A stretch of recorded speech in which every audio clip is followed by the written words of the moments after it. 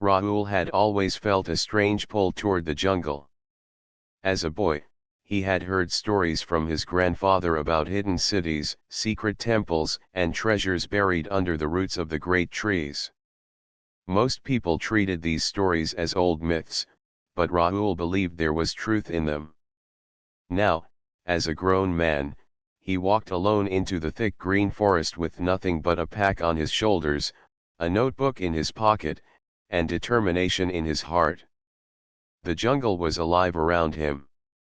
Birds called from high branches. Insects hummed near his ears. Every step crushed fallen leaves and old vines. The heat pressed against his skin, and sweat ran down his face, but Rahul pressed forward.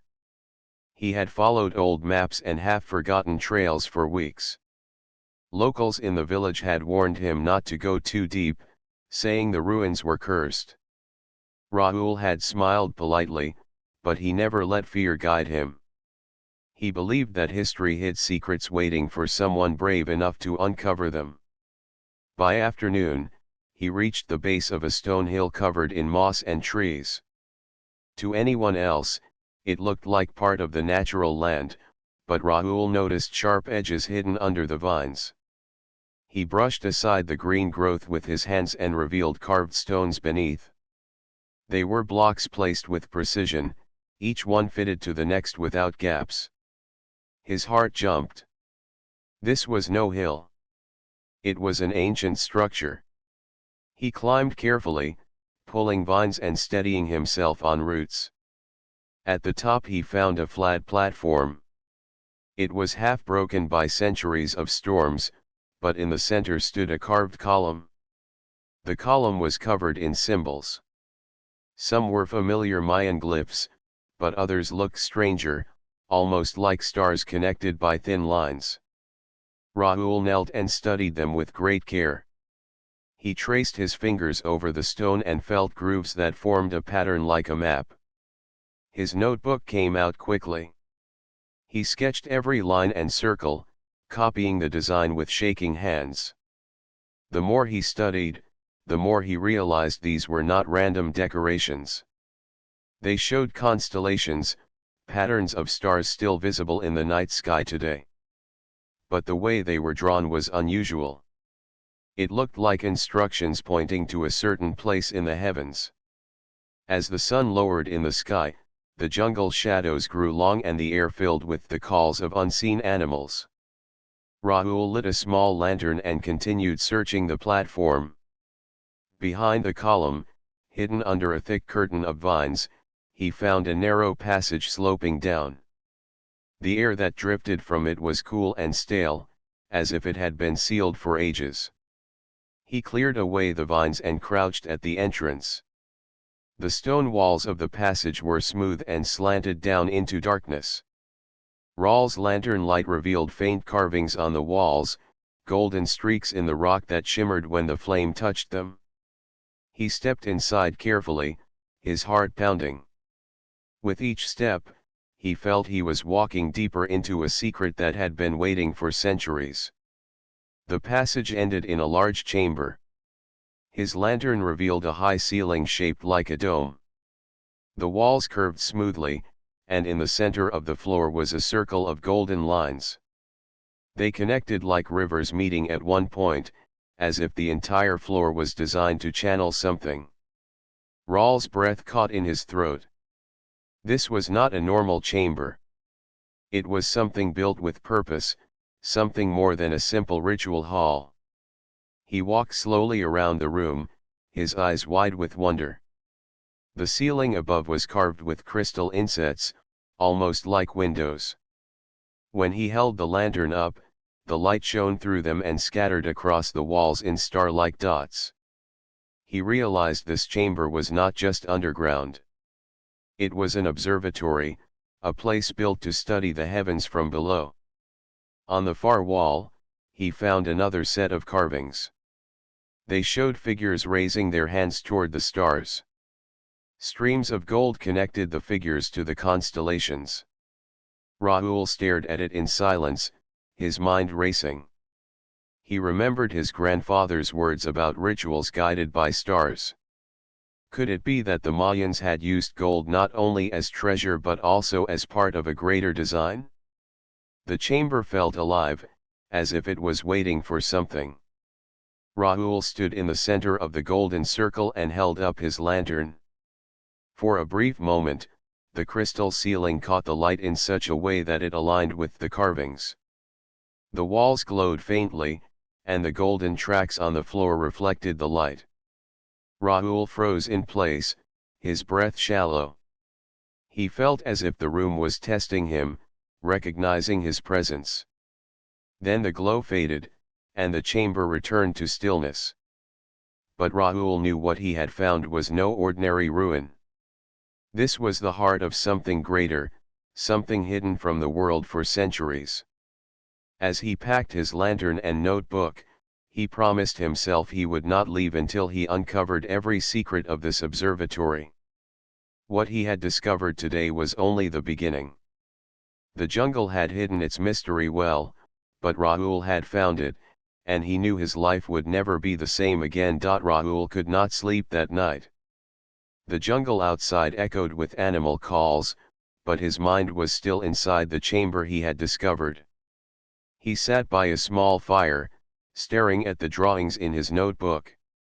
The star patterns, the golden tracks, and the strange ceiling crystals all circled in his thoughts. He felt as if the past was calling to him, whispering secrets only he could hear. At dawn, he returned to the hidden passage. The air was cooler underground, and the silence pressed heavily against his ears. His lantern cast long shadows across the walls.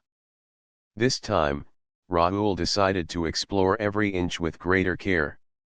He ran his hand across the carvings and noticed tiny details he had missed before. Some symbols were shaped like suns, others like phases of the moon, and still others looked like unknown star shapes. In the center of the chamber, he stood once more on the golden circle. He looked up at the crystal insets above. They were not placed randomly. Each crystal was cut with precision and angled to catch light from above. Rahul realized that at night, when the sky was clear, the stars would shine directly through them, projecting patterns inside the room. The thought filled him with wonder. This was not just an observatory. It was a machine, carefully aligned with the heavens. He crouched down to examine the golden tracks on the floor.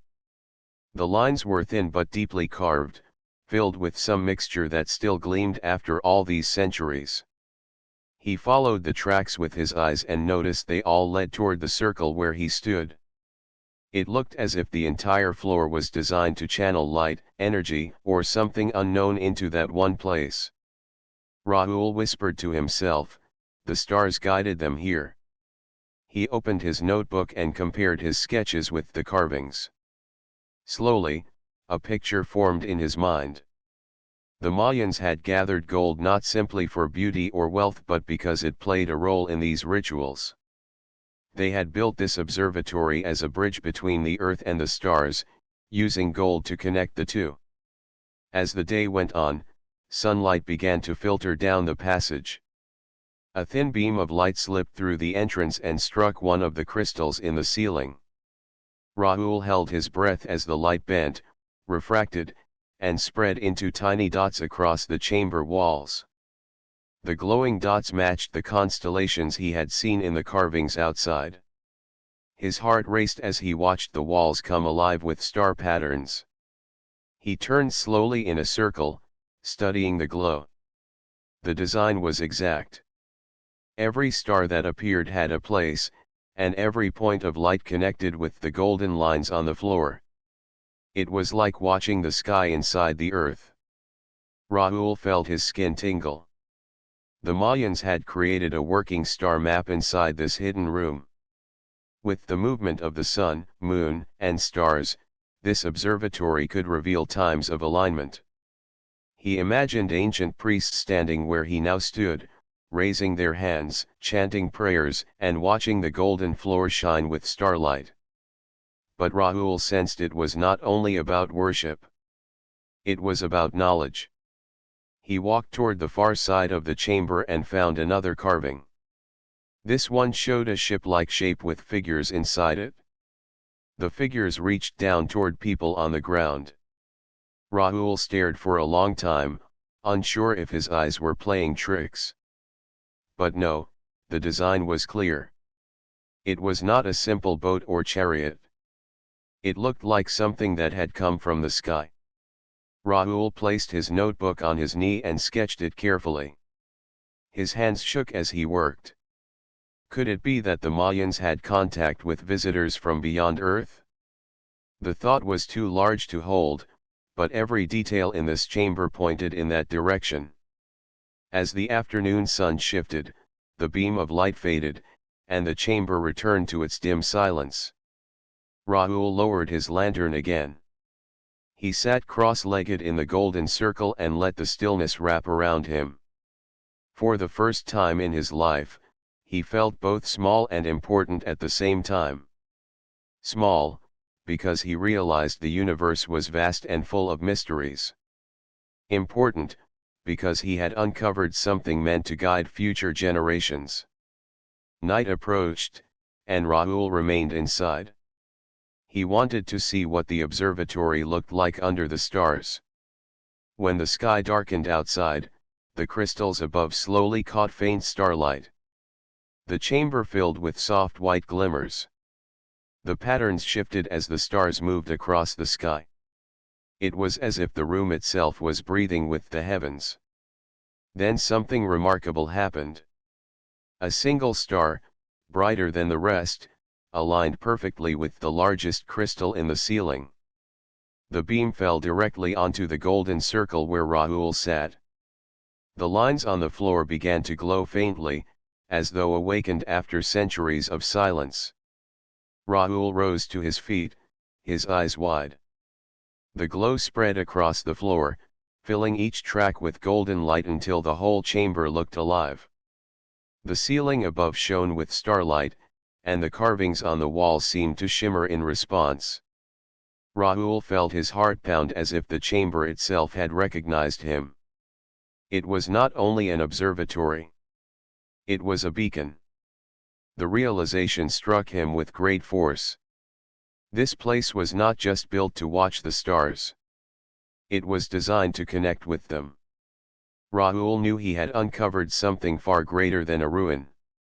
He had stepped into a story that stretched beyond Earth itself. The glow of the golden lines stayed in Rahul's mind long after it faded.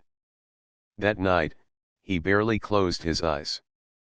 Every time he tried, the image of the shining chamber returned. He felt as though the ancestors of the Mayans had left him a message, one that demanded his full attention. When the sun rose again, he hurried back into the chamber with renewed energy.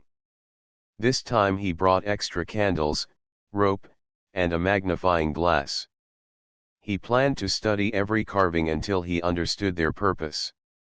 The silence of the underground room welcomed him like an old friend. Rahul began with the walls. The carvings were arranged in circles, almost like layers of knowledge. The outer rings showed animals, crops, and symbols of life. The middle rings showed celestial patterns, suns, moons, and stars. But the innermost ring was the most mysterious. It was filled with strange designs, lines of gold pressed into the stone, and figures raising their hands toward the sky. He leaned close, using the magnifying glass. The golden patterns were not simply decoration. They connected like circuits, running from one symbol to another. He followed them carefully with his finger until he realized they all ended at a single point, the golden circle in the floor. Rahul whispered to himself, "They used gold like a bridge." The idea startled him. Gold had always been seen as wealth, as treasure, as a symbol of power. But here, it seemed to play a different role. The Mayans had treated it as something sacred because it carried energy. They had used it to connect their rituals with the stars above. Raoul sat on the floor and spread his notebook open. He began sketching the patterns, copying every detail with patient hands. He realized the design was more than a picture. It was a map. The golden lines formed pathways that matched constellations in the night sky. The more he studied, the clearer it became. The Mayans had created a star map, but not one for sailors or travelers on Earth. This was a map for journeys beyond the Earth itself. It marked places in the sky where paths of light seemed to cross. Raoul leaned back, his mind spinning. The carvings on the far wall returned to his thoughts. The ship-shaped figure with beings inside suddenly made more sense. The rituals, the gold, and the observatory were not just about worship. They were instructions. They were about contact. He imagined Mayan priests standing in the chamber, holding gold objects in their hands, raising them when the stars aligned. They were not simply calling to their gods. They were sending signals. Raoul lit more candles around the chamber, determined to test his theory. He placed his lantern at different angles, letting the light reflect off the golden lines. In some positions, the glow gathered toward the circle in the center, just as it had the night before. It was as if the room was built to gather light, focus it, and send it upward. He thought of ancient rituals where firelight and moonlight had played a role. Perhaps the priests had timed their ceremonies with the heavens, using gold to channel the energy. The stars had not just guided the rituals. The stars had answered them. Raoul's breath grew heavy as the weight of discovery pressed on him. If this was true, then humanity's connection to the universe was older than anyone believed. The Mayans had not been waiting for the sky. They had been speaking to it. Hours passed as he worked, and the chamber grew warmer with the glow of his candles. Finally, Raoul sat cross-legged in the circle, holding his notebook. He compared his sketches of the star patterns to modern maps he had memorized from astronomy books. To his shock, some of the alignments pointed not only to known constellations but to unusual places in the sky where faint signals had been recorded in modern times. His pulse quickened. How could the Mayans have known such things without telescopes? Unless, of course, they had help. He stood and walked slowly around the chamber again, his fingers brushing the ancient carvings. They were guided, he said aloud. They were taught. The silence of the chamber did not answer, but the thought burned in him. The Mayans had built this observatory with knowledge far ahead of their time. Gold had been their tool, not for greed but for connection. Raoul closed his eyes for a moment. He could almost see it, a clear night centuries ago, the chamber alive with starlight, the golden lines glowing, priests chanting as beams of light shot into the sky. He imagined a ship high above the clouds receiving that signal and responding. The vision sent shivers down his spine. When he opened his eyes again, the room seemed different. The carvings did not look like relics anymore. They looked like instructions waiting for someone to follow. Raoul packed his notebook with care and rose to his feet. He knew now that he could not treat this as a simple discovery. It was a key to a greater story, one that might change how humanity saw itself. The golden tracks, the star map, and the carvings all whispered the same truth. The Mayans had not been alone. And now that he had uncovered the observatory, Raoul wondered if the stars would notice once more. The jungle night was calm, but Raoul's heart was restless. He had spent the entire day studying the golden star map. Every symbol, every line, every pattern pushed him toward the same conclusion. The observatory was not silent history. It was waiting to be awakened. That evening, the villagers had spoken about the coming lunar eclipse. Raoul remembered the warning of an old man who said, "When the moon turns dark, the sky listens. The words had sounded like superstition, but now Raoul was not so sure. He wondered if the Mayans had timed their greatest rituals to moments when the heavens were at their most powerful. As darkness fell, Raoul returned to the chamber. He carried extra lanterns and a small bag of tools. The air inside felt heavier than before, as if the stone walls were aware of what was about to happen. He placed the lanterns around the golden circle, then stood in the middle, gazing up at the crystal ceiling. Through the openings, the night sky shone faintly. Stars glittered like tiny fires, and the moon was already beginning to darken as the shadow of Earth crept across its face. Raoul held his breath. This was the moment he had been waiting for. Slowly, the crystals began to catch the moonlight. The beams bent and crossed, scattering across the chamber walls. The star map came alive again, brighter and clearer than before. The golden lines on the floor trembled with faint light.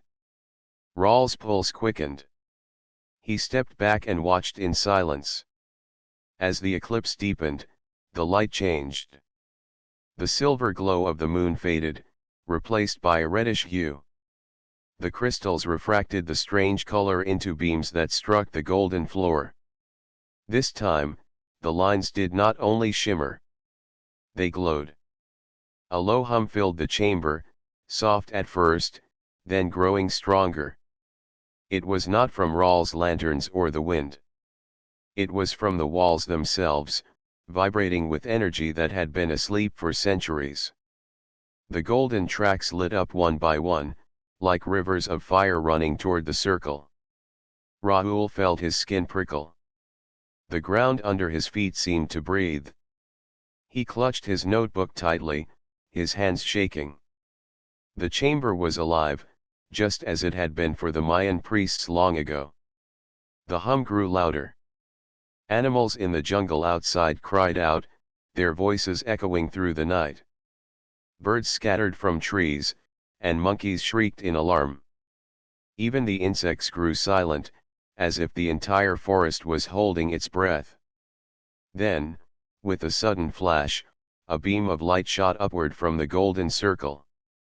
It passed through the crystals and into the sky, piercing the clouds and reaching beyond the atmosphere. Raoul stared in awe, his heart racing. The observatory had become a beacon, just as he had imagined. For a moment, fear gripped him. What if the signal was more than just light? What if it carried a message, one that could be heard far away? He tried to calm his thoughts, but the truth was clear. The chamber had not been built only to honor the stars. It had been built to speak to them. Raoul's mind raced with possibilities. Maybe the Mayans had used this very moment, a lunar eclipse, to call across the heavens. Maybe they had once received answers. And now, with his actions, he had repeated their ritual. The beam of light pulsed, brightening and dimming like a heartbeat.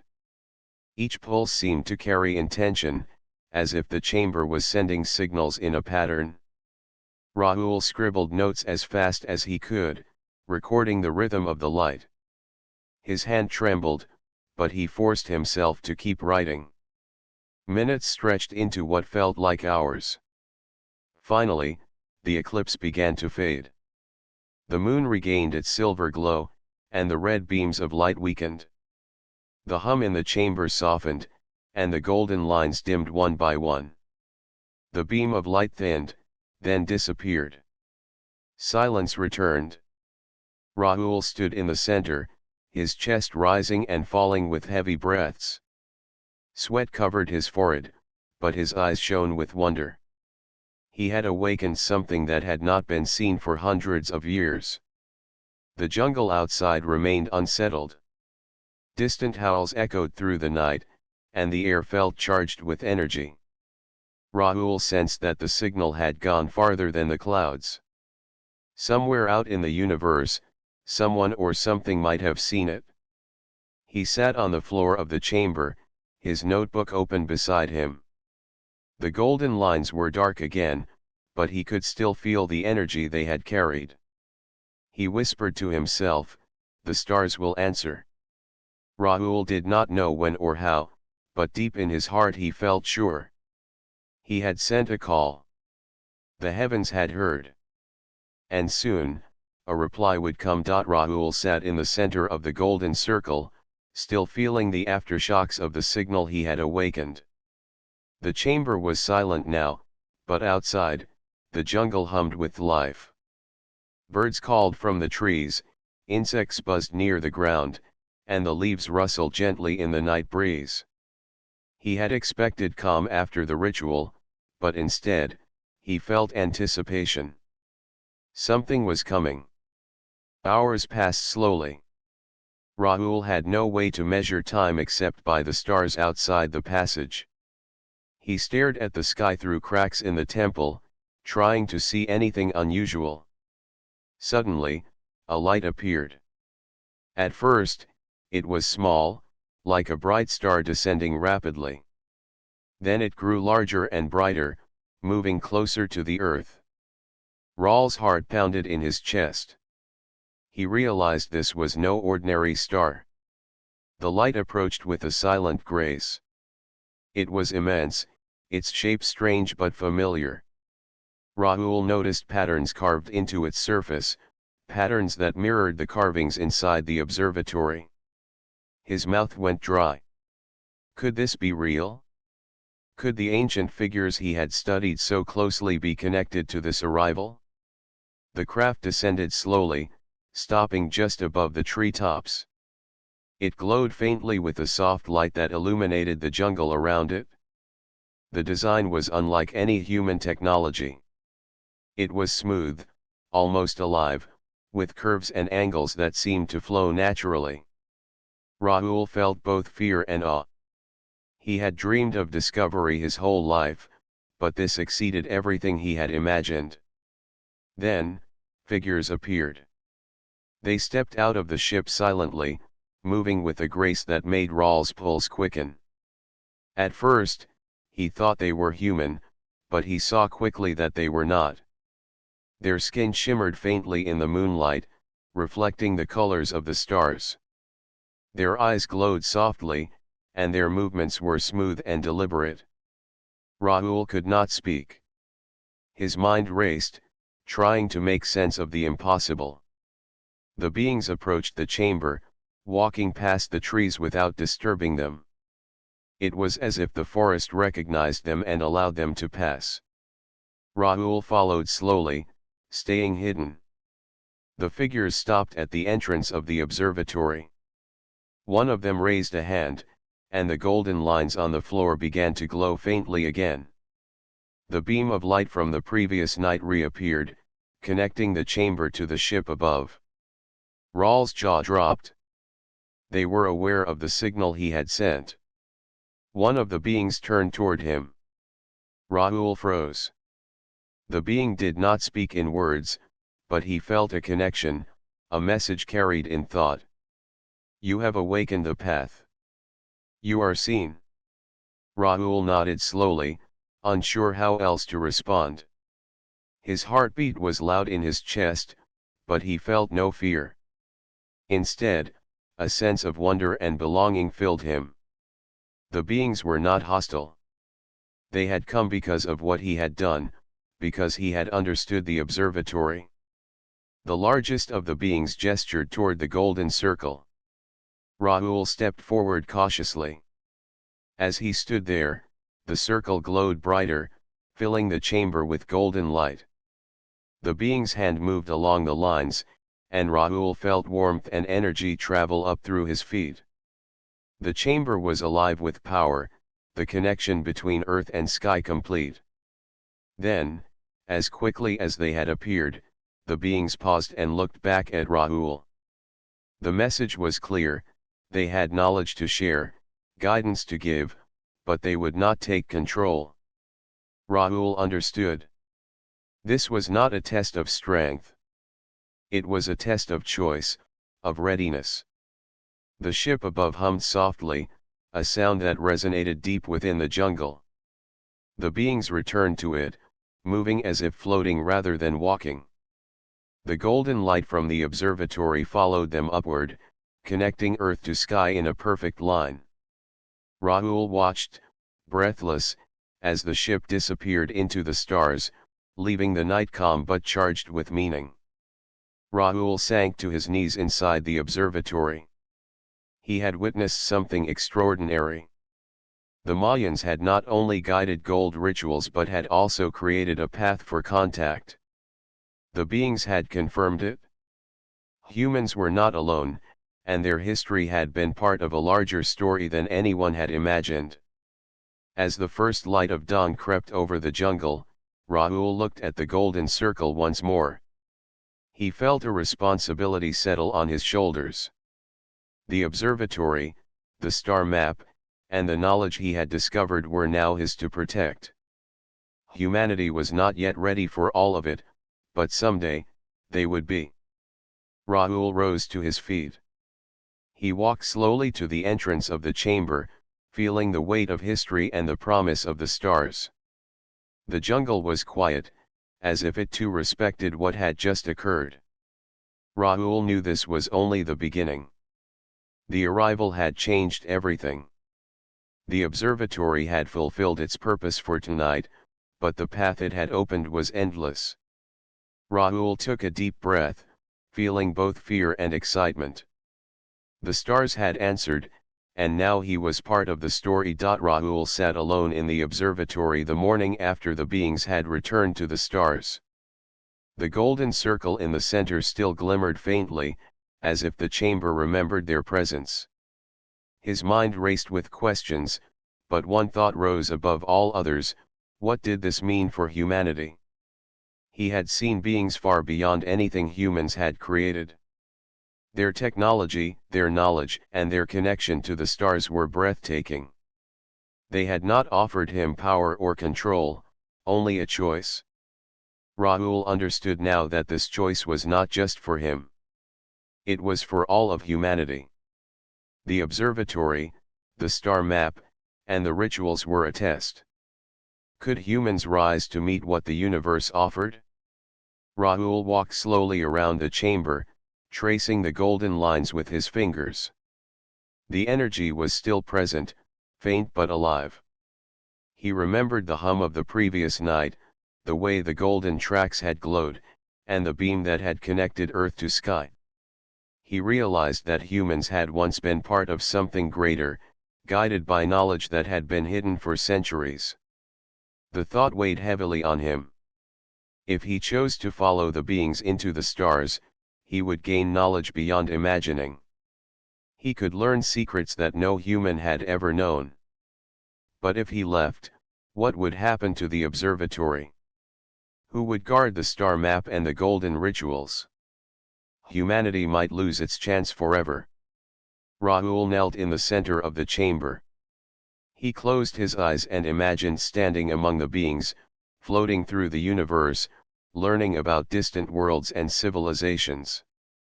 The adventure tempted him, and a part of him longed to say yes. But another part of him felt rooted here, in the jungle, in the ruins, where humanity's story had begun. He remembered the Mayans who had built this observatory. They had used gold, stars, and careful planning to create a path for the future. They had trusted humans to understand their work. Rahul realized that leaving might mean abandoning that trust. Staying could give humans a chance to rise, to find their own way to the stars. Rahul opened his eyes and looked at the carvings on the walls. The star patterns seemed to glow faintly, as if responding to his thoughts. He could almost hear the whispers of the past: "This is your choice. Choose wisely." The weight of responsibility settled on him, heavier than any fear or excitement. He walked to the entrance of the chamber and looked out at the jungle. The morning sun filtered through the trees, casting light on the temple ruins. Life moved outside: birds, insects, and the rustle of leaves, but inside, the chamber held a quiet power. Rahul understood that the observatory was more than a place. It was a guardian, a teacher, and a bridge between worlds. As he stood there, he felt a presence, not of the beings, but of the chamber itself.